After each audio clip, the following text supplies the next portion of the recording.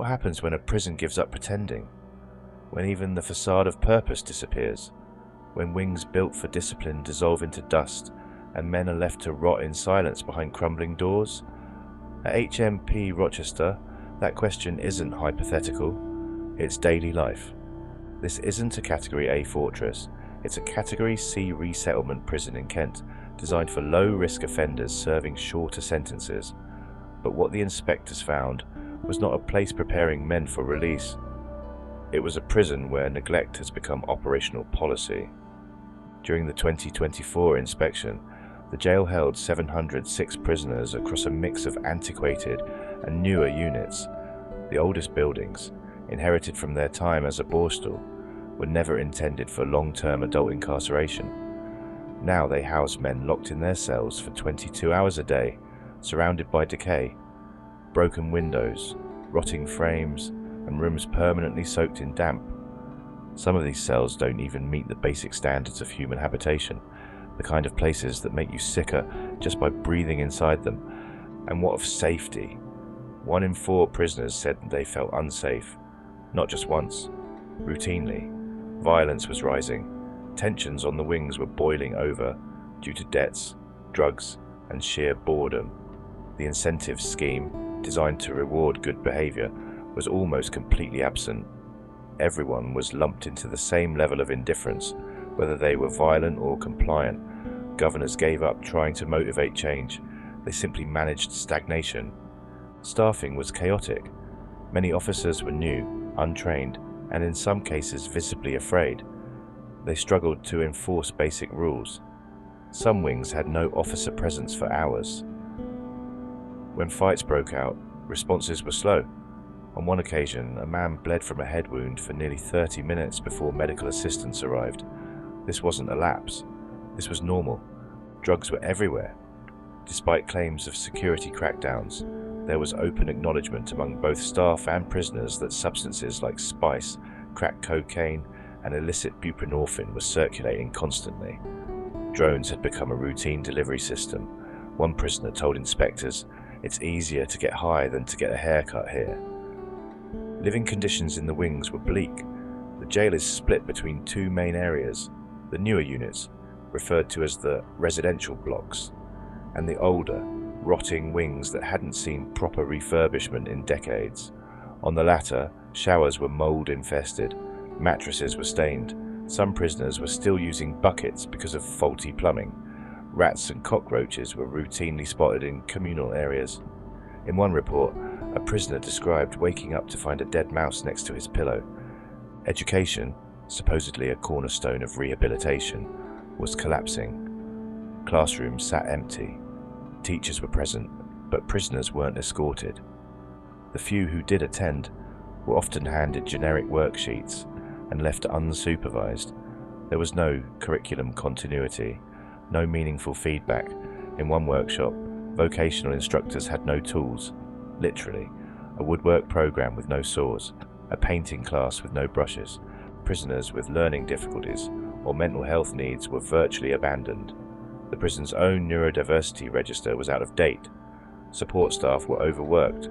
Some prisoners self-identified as suicidal, but were still locked in isolation for up to 23 hours with no therapeutic input.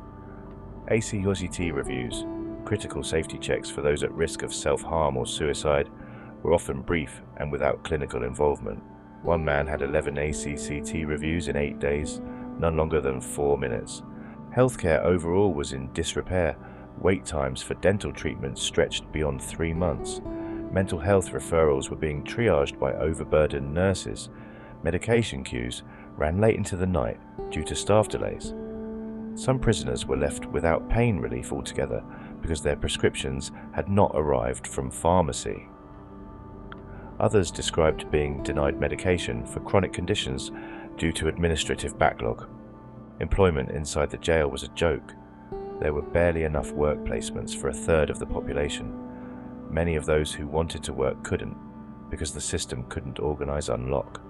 Even those who did work described it as mindless time passing, cleaning the same stairwell 5 days in a row, picking litter that no one ever drops, no progress, no wages, no recognition. As for pre-release planning, it was virtually non-existent.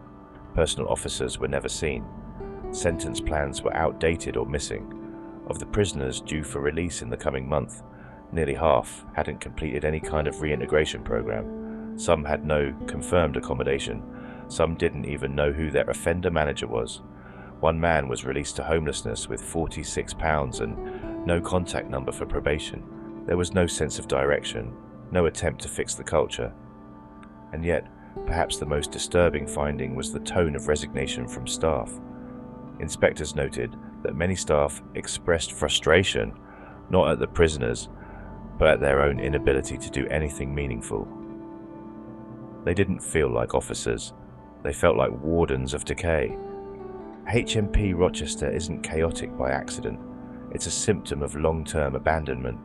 The prison isn't violent enough to trigger headlines, it's not high-profile enough to attract investment, it's just quietly decaying, a dumping ground for men the system wants to forget. Now ask yourself, what does it say when a prison with the word resettlement in its mission can't even guarantee prisoners clean clothes or working toilets? Why do we keep locking men up in buildings we wouldn't let our dogs sleep in? And if this is how we treat the people at the lowest risk, the ones supposedly ready for release, what kind of cycle are we creating? Let us know your thoughts, because if HMP Rochester isn't fixed soon, it won't be a prison. It'll just be a holding pen for human erosion.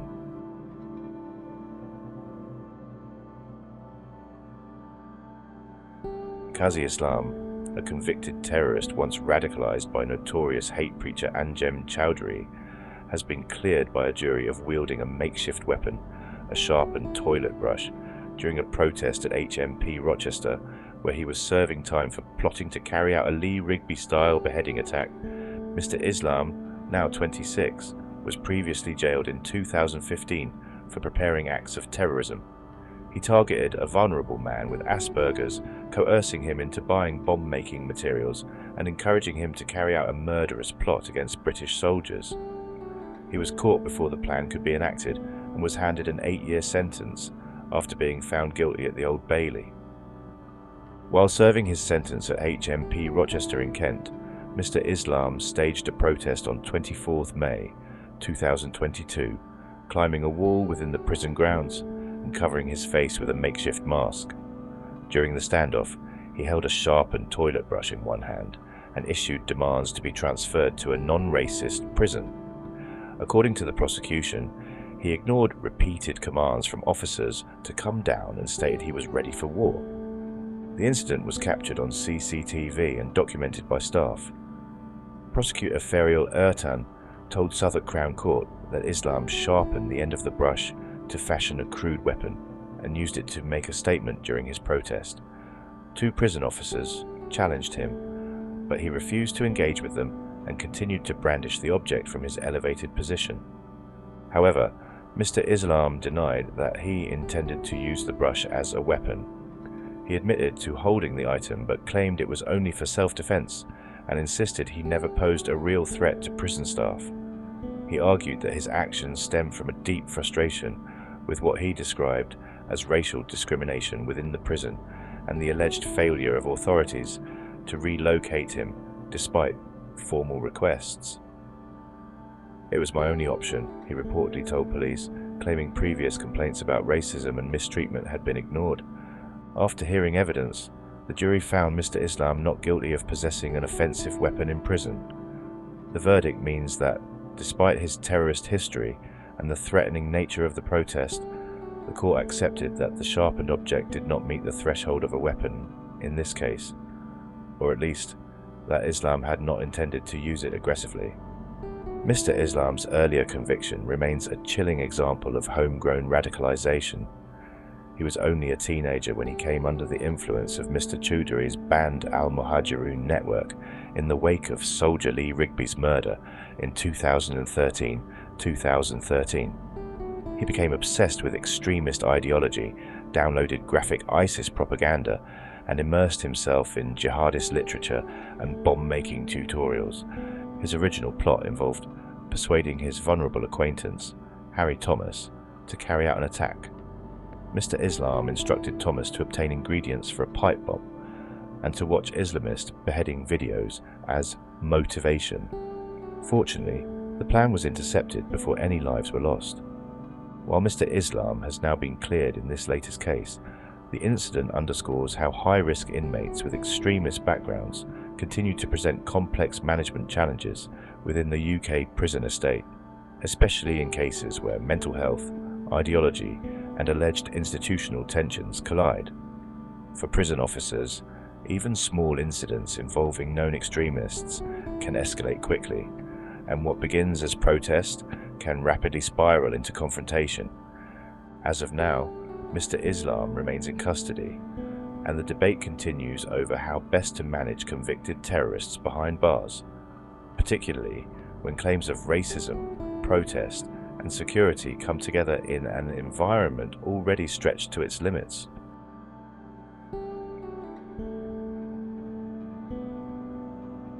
A respected prison officer at HMP Rochester suffered a life-altering attack that would not only end his career in the service but leave permanent physical and psychological scars. What began as a routine day at the Kent-based facility turned into a moment of sudden, senseless violence when 18-year-old inmate Nasir Musan launched a surprise assault using a prison-issued metal food tray. The attack, captured on CCTV, shocked fellow staff, triggered a criminal trial, and reignited concerns about staff safety in understaffed and volatile prison environments. The officer, whose name was withheld for privacy and legal reasons, had been acting as the governor's deputy during the day.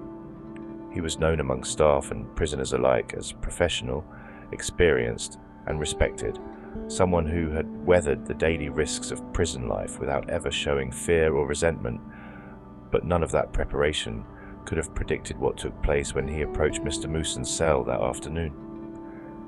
As the officer leaned slightly into the cell, Mr. Musan, unprovoked and without warning, hurled a metal tray with extreme force. The tray struck the officer directly in the face, shattering his cheekbone and eye socket. The injuries were catastrophic. Emergency medical treatment followed, and he was later fitted with metal plates in his skull. Though the physical recovery was extensive, the psychological trauma was worse. The attack ended his decades-long service with the prison service. A man once dedicated to maintaining safety and order within the prison walls was forced to medically retire, not by choice, but by the irreversible consequences of that single act of violence. During the subsequent court proceedings, the full weight of the assault became clear. CCTV footage played in court showed Mr. Musan waiting in his cell and targeting the officer with calculated aggression. The prosecution made it clear this was not a heat-of-the-moment conflict, but a deliberate and potentially lethal assault on a public servant carrying out his duties. Mr. Musan, already serving time for robbery, was convicted of causing grievous bodily harm with intent. At the time of the attack, he was only 18 years old, a stark reminder of the unpredictable danger that younger prisoners, often volatile and aggressive, can pose to prison staff. He was handed an additional 7-year sentence to be served consecutively to his existing time in custody.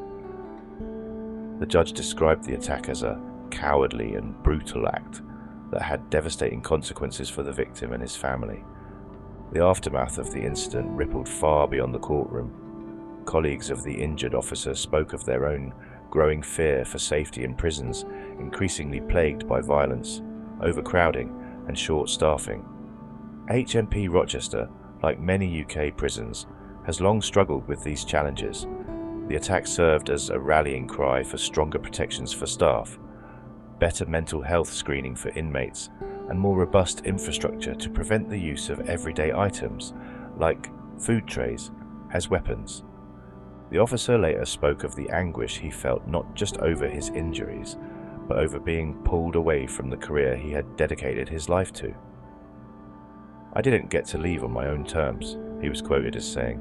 "This job was everything to me. I knew the risks, but I didn't expect it to end like this."